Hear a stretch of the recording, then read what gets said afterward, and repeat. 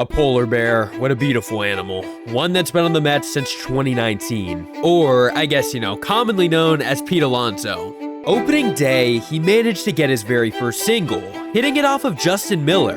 His success lasted all season long, breaking several records, and that includes the most home runs that a rookie has ever had in MLB. He also broke the Mets single-season RBI record. Alonso was the real deal, the sensation who ruled Major League Baseball, becoming a fan favorite in Queens. It came time for Rookie of the Year voting, where Alonso deserved to be the unanimous winner, no doubt about it. He would have only been the 6th in league history to ever win it unanimously, until that did not come to fruition, and he was robbed of a unanimous win. A writer by the name of Andrew Baggerly decided to vote for Mike Soroka. He chose a 2.68 ERA over 53 home runs. Regardless, Alonso stayed humble and he was grateful for the award. While the Mets did not make the playoffs that year, they were still an 86-win team and they were on the rise. Winning would be happening very, very soon. He just had to be patient and of course just had to skip by the 2020 COVID season. 2021 came around and the Mets had their best team yet. They traded for Cleveland Indians superstar Francisco Lindor, someone who was known to have top-of-the-line defense paired with a very good bat. It also helps that Alonso hit 37 home runs, contributing to be a top 5 home run hitter in baseball. Unfortunately, the team that looked so good on paper just didn't quite work out. They missed out on the playoffs in the end, and Pete Alonso was very vocal that year about his problems with Major League Baseball. He came out defending pitchers who were using sticky substances to help them throw harder and have more control. MLB was attempting to crack down on it, and Alonso disagreed with that. Alonso's thought process was that he would not get hit in the batter's box if pitchers had more grip. The only problem is that it was technically incorrect statistically. Walks were actually up from previous years, therefore, he was incorrect, and MLB later banned foreign substances. But it didn't end here.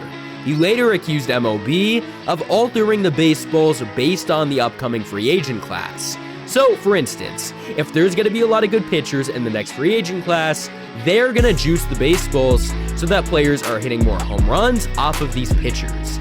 Therefore, the pitchers are going to be paid less money. He also said that in sports like tennis, football, and basketball, the ball stays the same every single year, whereas in the MLB, they're changing it literally all the time.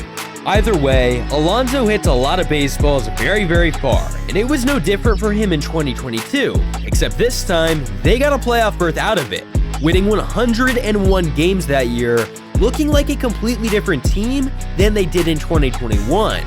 Alonso had a career-high average with a 271, and he had 40 home runs. The core of the New York Mets was very visible to everyone, and Alonso was a big part of all of that. Again, he's a fan favorite for a reason.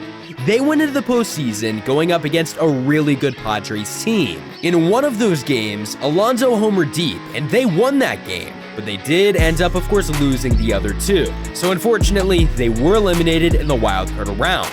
The good thing is that they had established talent all over the field, and it was only supposed to be getting better in 2023. And then it all fell apart. The Mets were a losing disaster. I mean, you know the story. They sell at the trade deadline in what was a very disappointing season. But as we know, Alonso is always going to be good.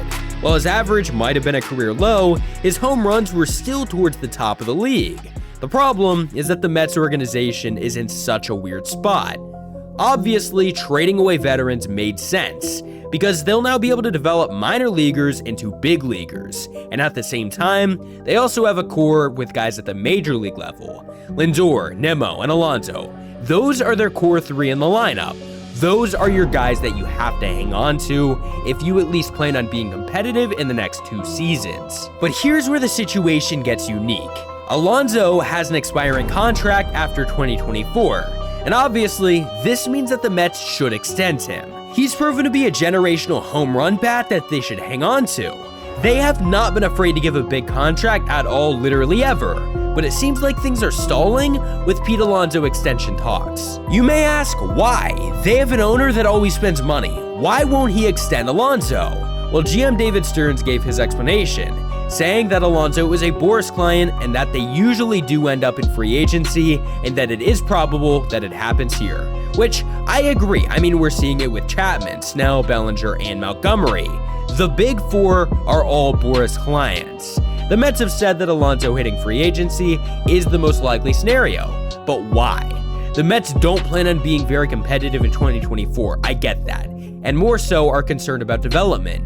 If you truly don't believe that he will sign, why abandon the whole development strategy? Why not go and trade Pete Alonso? He could of course be a trade deadline guy, that would make a lot of sense.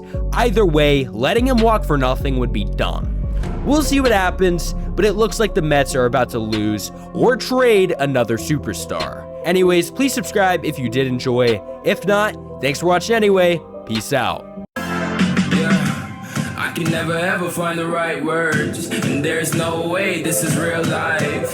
There's no telling you're the right girl, so I can only say that it feels right.